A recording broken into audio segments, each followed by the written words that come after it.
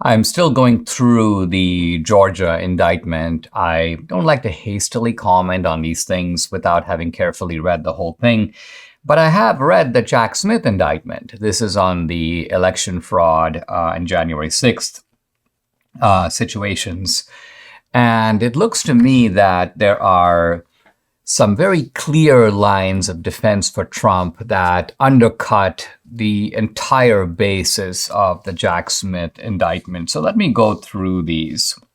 And I'm also leaning in this on a very good article in The Federalist. The article is called 6 Ways Jack Smith's Latest Indictment is Legally Flawed.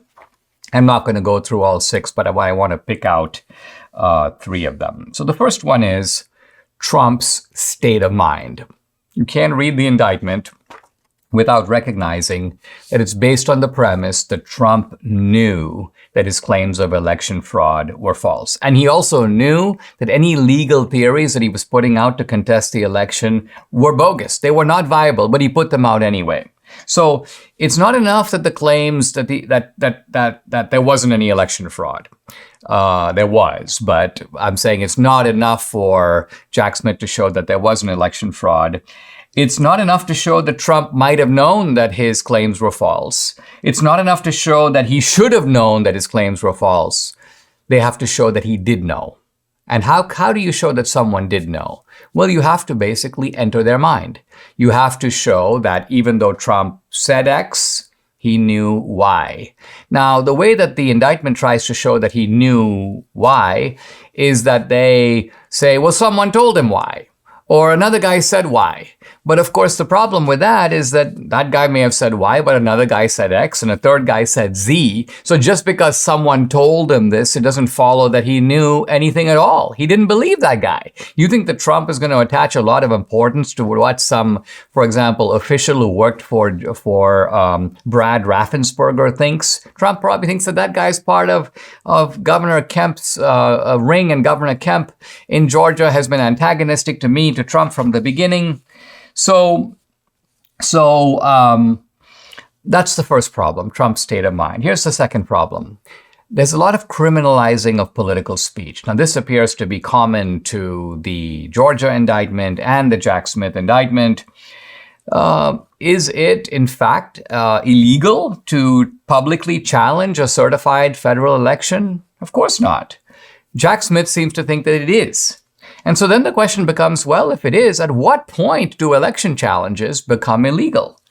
If you read the indictment, it's not clear at all. They don't say that this is the threshold. You're allowed to challenge elections, but up to this clear line. And if you go beyond it, this is illegal behavior. Let's remember Hillary Clinton challenged the 2016 election. Stacey Abrams challenged her election. Many other people, all the way through American history, not just recently. If you go back, for example, Andrew Jackson in 1824.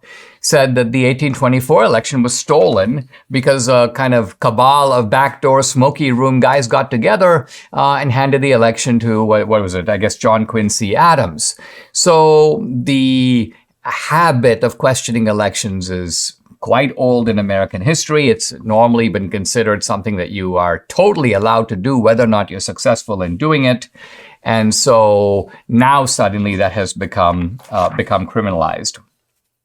The third point I want to stress is proving a fraud conspiracy. And here the Supreme Court has been pretty clear in a whole series of cases that it's not enough that people act together to achieve an end. Even if the end is determined to be fraudulent, that doesn't make it a conspiracy. For something to be a conspiracy, there has to be a clear agreement among the parties to promote the conspiracy. And that means that these parties have got to know it is a conspiracy. If someone comes along and goes, yeah, of course the election was stolen. What do you want me to do? Okay, I'll do this, I'll do that. I'm not part of a conspiracy because as far as I know, I'm making a legitimate point. I'm working in a legitimate cause. You have to know that you're part of a crooked operation to produce an illegal result.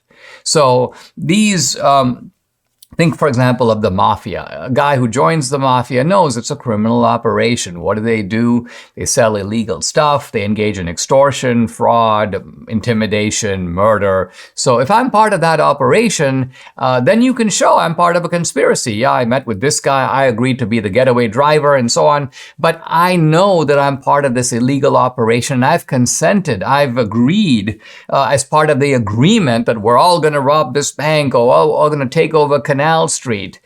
But here, that is absolutely not the case.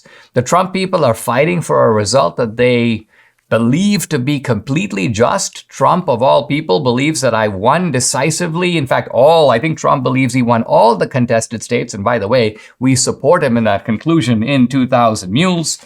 So it's going to be really hard, I think, except, and this is a big except, if you have a jury that doesn't care about the facts. And if you have a judge that's totally biased and a jury that is totally biased, you're going to get a biased result. And the facts don't really matter. So even I am treating the facts as if they do matter. And we'll have to watch with interest to see if when all of this goes up before a court, goes up before a jury, if these facts count for anything at all. Debbie and I are on a great health journey, but we still struggle to eat enough fruits, veggies, and fiber. Now, lucky for us, we discovered Balance of Nature. And what better way to get all your fruits and veggies plus fiber than with Balance of Nature? This is Balance of Nature's fruits and veggies in a capsule made from fresh whole produce. The produce is powdered after an advanced vacuum cold process, which stabilizes the maximum nutrient content. And here's Balance of Nature's Fiber and Spice, a proprietary blend of fiber and 12 spices for overall and digestive health. So like Debbie and me, start your journey to better health right now. Call 800-246-8751 or go to balanceofnature.com to get 35% off your first preferred order by using discount code America. Again, that's balanceofnature.com, or you can call 800-246-8751, get 35% off your first preferred order by using discount code America.